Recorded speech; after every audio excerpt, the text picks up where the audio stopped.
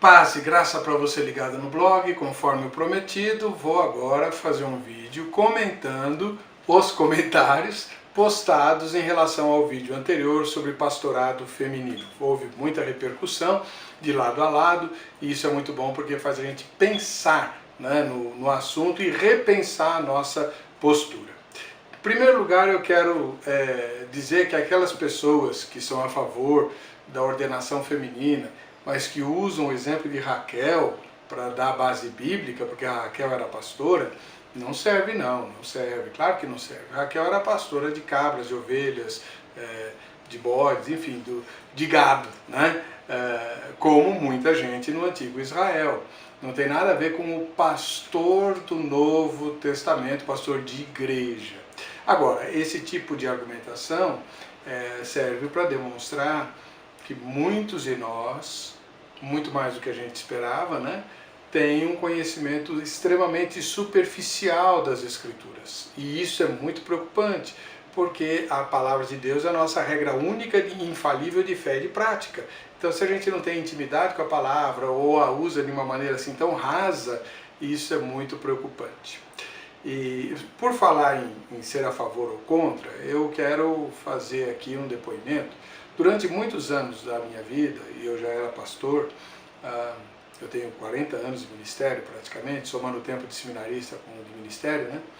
Enfim, eu fui contra a ordenação feminina, fui contra. A minha formação bíblica é na Palavra da Vida. Eu não estudei no seminário Palavra da Vida, mas trabalhei bastante no acampamento e ali eu aprendi muito as Escrituras. Fui batizado na Igreja Presbiteriana do Brasil, que nem diaconisa tem. Então a minha formação é contrária à ordenação feminina e durante muitos anos eu fui assim também. Agora, depois, buscando nas Escrituras em oração, o Espírito foi me mostrando que eu estava apegado demais à letra do texto e forçando algumas passagens para não aceitar que Deus usa sim mulheres do ministério, inclusive como pastoras, e esse foi um trabalho bastante grande, e é por isso que eu estou gravando esses vídeos, porque do mesmo modo que muitos irmãos e irmãs pensam contrários, eu também já pensei assim, eu sei por quê. No meu caso, e no caso de muita gente, o que existe é um grande preconceito, a gente não admite, né? Einstein falou que preconceito é mais difícil de quebrar do que o átomo, porque o átomo a gente já quebrou, né? Mas a gente não quer que as mulheres exerçam o pastorado por puro preconceito. Alguém publicou no Facebook, eu não ouço pastora, não dou ouvidos à pastora. Até aí, ó, esse é o ícone do preconceito. Não vai ouvir pastora porque Deus não pode usar mulher para nada. Deus usou a mula para falar com Balaão, ele não pode usar um ser humano para falar com você, ele pode e faz. Quem fecha os ouvidos, né, para a voz de Deus está muito errado. Filipe era evangelista, tinha 4 filhas que profetizavam. Elas eram todas hereges? Vão todas queimar no fogo do inferno? Ou como alguém publicou, vão dar contas a Deus? Ah não, mas profeta não é pastor. Bom, como assim? Os presbiterianos dizem que profetizar é proclamar a palavra. E quem é que faz isso? Não é o pastor? Ah não, mas pastor, a gente tem uma noção muito errada sobre o que é pastor, e o meu vídeo anterior trata disso, então eu não vou repetir aqui. Pastor não é chefe de nada, não é líder de vidas, nem médico de almas, não é nada disso. O pastor é um dos dons ministeriais que Jesus distribuiu e que trabalha em equipe. Ele não é o dono da bola, tá bom? Então, preconceito está na base de muitas das posturas contra as mulheres. Alguém falou que eu reconheço o ministério feminino e posso defendê-lo só por uma demanda cultural.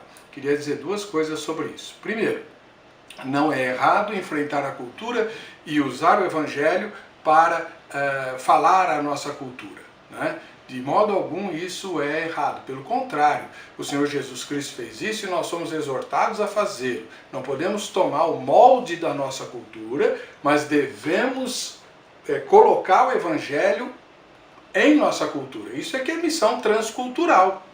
E nós precisamos fazer isso. Jesus fazia isso.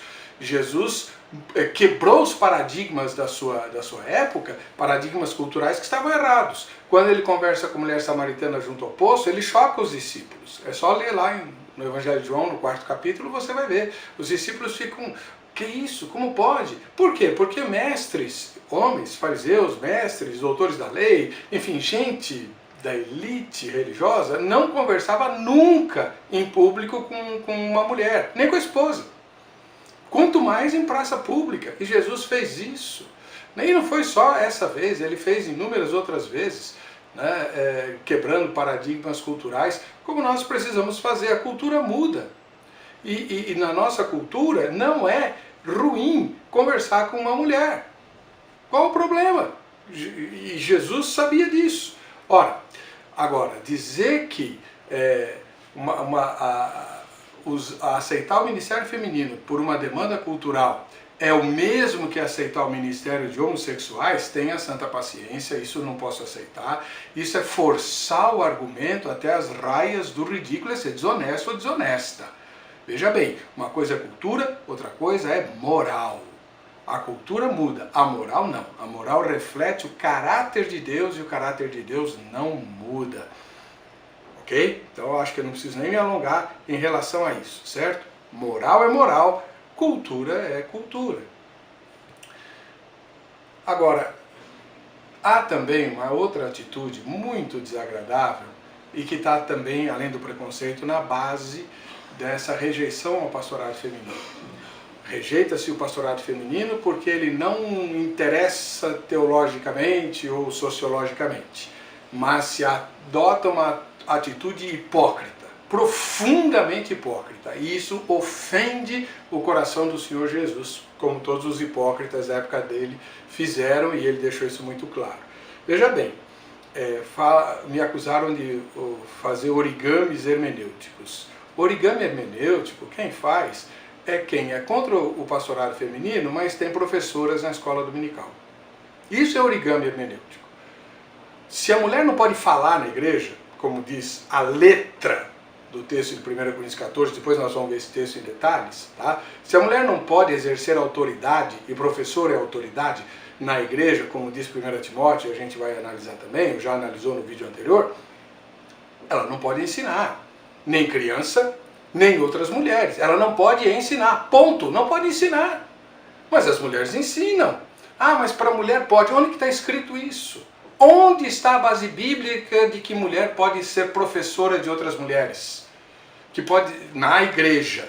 Não venha me usar o texto lá de Tito, que as mulheres mais velhas devem instruir as mais jovens a serem boas donas de casa. Isso chama-se discipulado. Estou falando de ensinar na igreja. Professor de escola dominical, professora de escola dominical, está ensinando doutrina. Está ensinando as escrituras. Está ensinando, ponto, está falando. Ah, então a gente não pode ficar na letra fria do texto? Não pode. A letra mata, o espírito vivifica. Com as missionárias é pior ainda. Você manda a missionária para o campo missionário, porque não tem homem para ir, né? E a missionária vai, ela faz tudo. Ela prega, ela evangeliza, ela ensina, ela discipula, ela abre e fecha a igreja, ela cuida de tudo. Ela só não pode batizar e distribuir a Santa Ceia. Isso ela não pode porque ela não é pastora. Então, é missionária. Pastor é pastor, missionário é missionário. Isso é idolatria da palavra, idolatria do termo pastor. Que quando você vai para o Novo Testamento, você vê que não tem essa relevância toda que se quer hoje, como se o pastor fosse o capitão de uma indústria. Não é. Ele faz parte de uma equipe, como já mencionei, de ministérios. Então, por todas essas razões, e já eu vou entrar na parte bíblica, eu queria que você abrisse seu coração, examinasse a luz do Espírito Santo. Não existe preconceito, não existe hipocrisia na sua postura. Por que Deus não pode usar mulheres? E a gente vai analisar as Escrituras e ver que isso já aconteceu e tem base bíblica. Então, abra aí sua Bíblia, vamos examinar as Escrituras com o coração aberto. Romanos capítulo 16. Paulo faz uma série longa de saudações a uma série de pessoas, incluindo várias mulheres. Algumas pessoas me pediram nos comentários para falar de mulheres que exerciam alguma função na igreja. Aqui você tem uma lista grande. Ah, a palavra pastor não aparece. Calma lá, vamos lá. Vamos começar. Febe, que servia ao Senhor na igreja de Cencreia, né, que estava indo para Roma. Paulo usa o mesmo termo que ele usa em relação a outros cooperadores dele, homens que eram pastores. Timóteo, Tito, Apolo, né? É assim que ele se refere à irmã Febe, que até o pastor Maiolini, meu companheiro aí, já mencionou como resposta aos comentários. Fala de Priscila e Áquila, usando o nome de Priscila antes.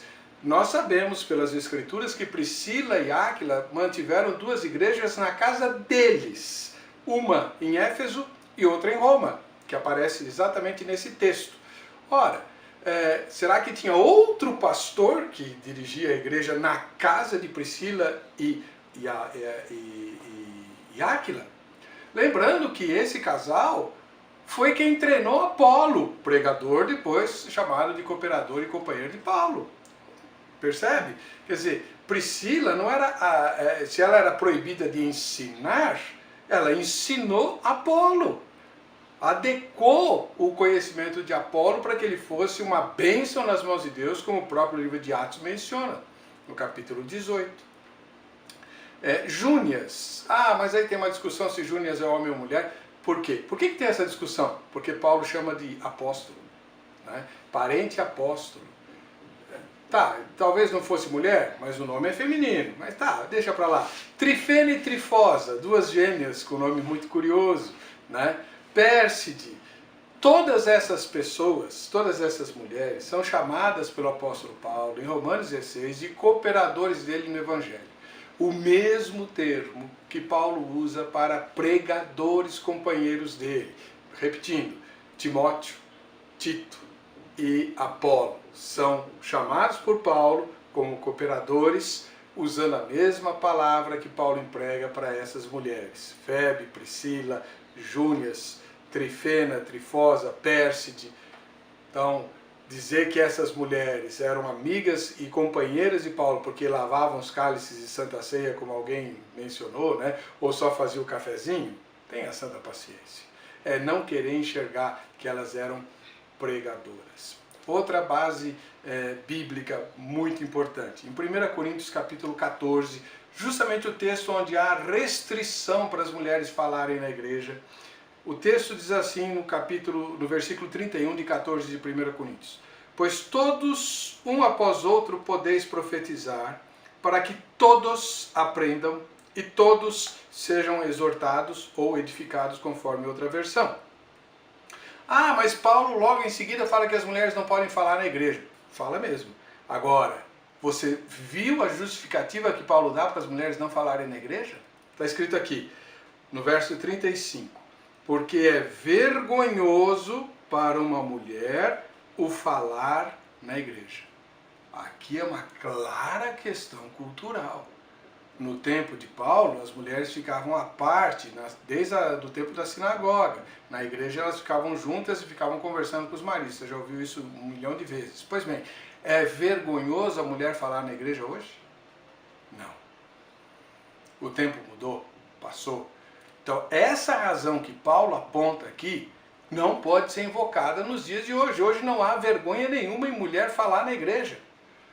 Os neopuritanos estão errados ao impedir que as mulheres orem em público, no culto, com base nesse texto. Não há nenhuma vergonha para a mulher falar. Ela precisa ser edificada, ela precisa aprender, e Paulo diz que isso vem pela troca de experiências na igreja, no culto, porque 1 Coríntios 14, nessa sessão, fala do culto público, e todos podem profetizar. Menos as mulheres, elas não precisam aprender, elas não precisam ser edificadas. Ah, ela tem que aprender em casa com o marido? Talvez na época de Paulo fosse assim. Agora me fala, qual é o marido que hoje instrui a mulher na palavra de Deus em casa? Qual é o marido que hoje dirige o culto doméstico com os filhos? Mostra para mim, fala para mim. Na minha casa, e eu sou filho de pastor, quem dirigiu o culto doméstico era minha mãe. Meu pai nunca dirigiu o culto doméstico. E não era só ele que estava errado, não. Eu também nunca dirigi culto doméstico com os meus filhos. Então o pecado do meu pai é meu também. né? Então, sabe, a gente precisa pôr o coração no altar e entender as coisas como Deus vê e não como nós queremos que Ele veja. Gálatas capítulo 3, versículo 28, fala que em Cristo Jesus não existe distinção, nem de escravo, nem de liberto, nem de judeu, nem de grego, nem de homem, nem de mulher. Ah, mas está falando da salvação. Está falando da salvação. A salvação não é muito maior e muito mais importante do que o ministério da pregação e do pastorado? O que é mais importante? Por que uma mulher é igual ao homem na salvação, mas é diferente e inferior ao homem no ministério da pregação? Você pode me dizer? Ah, mas é porque Paulo fala que ela foi enganada. Os homens não são enganados. Ah, mas é que tem um monte de mulher, e tem mesmo, usando o ministério para distorcer, para ser feminista, para atacar os valores de Deus, para insuflar o seu próprio ego. Tem. Mas tem muito mais homens fazendo isso. Mas muito mais homens fazendo isso. E aí, pode? Só porque ele é homem? Tá tudo errado, gente. Vamos lembrar uma coisa.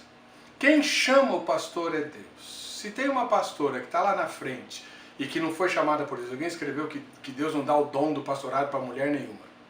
Eu discordo dele. Tá? Eu acho que Deus dá sim. Agora, se Deus não der, logo vai se perceber que a tal pastora não tem vocação, não tem dom. E Deus é que vai cuidar dela. Quando o Senhor Jesus escreve aos anjos das igrejas, as 7 igrejas da Ásia no Apocalipse, o que ele deixa claro? Que ele, Jesus, o supremo pastor, o dono da igreja, o noivo da noiva, ele vai tomar conta dos pastores. E cada pastor vai dar contas a Deus, não é a mim nem a você. Então deixa, se tiver algum homem ou alguma mulher fora de lugar no ministério, Jesus é que vai cuidar disso, não somos nós. Em Filipenses, Paulo fala que o importante é que o evangelho seja pregado. Não interessam as motivações. O importante é que o evangelho seja pregado. Ósculo Santo, Deus abençoe e fiquem na paz.